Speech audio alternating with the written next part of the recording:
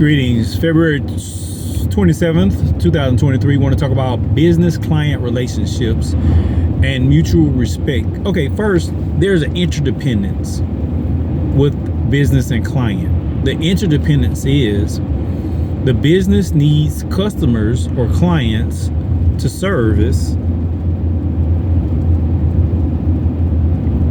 for money, and the clients need the service provided by the business. Okay, so customer service. If you have different services offered at your place of business within your operating hours, that should be posted with signage on the exterior of the brick and mortar or the building. If, for example, if your doctors or veterinarians are not going to be in while the facility is open to come and view pets, then that signage needs to be posted to say these operating hours for the veterinarian services are different from the business services, especially if you have to click about 3 links just to get to where that particular place is on the website. And even if it is on the website, if a person is just coming into your place of business, it would be nice for different types of customers, because everybody's not technologically savvy, to have that signage as well.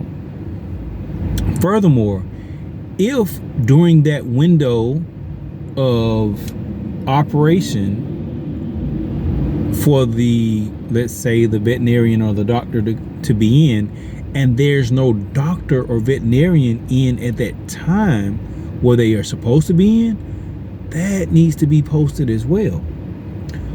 Also, when creating a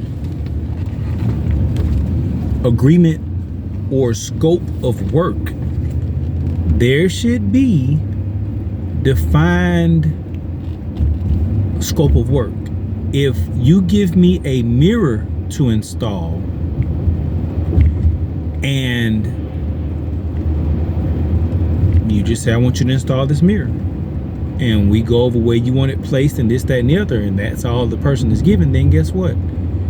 If you change up how you want that mirror installed after it has been installed, it is your responsibility to pay additional funds for the time work has been completed. It is not fair to the business or contractor to be responsible for your lack of vision in seeing your project follow through, especially if there was conversation about it prior to. I have seen from a close relative of mine where they saw the work nearly completed and said they didn't like it after all this work had been done. If a person does an entire bathroom of tile and you look at it after this person has completed the work, that's not that person's fault that you didn't like what you chose to be done. It's not fair to the contractor. So at that point, you should be ready to pay more money for the demolition and transition to what you think you like. People do not work for free. Time is really money.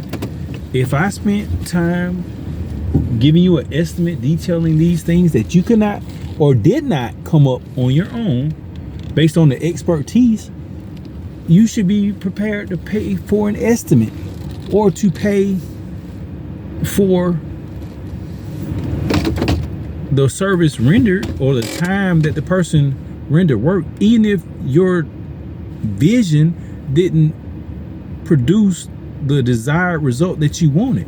It's not fair to the person working to be subject to your like or dislike of the project.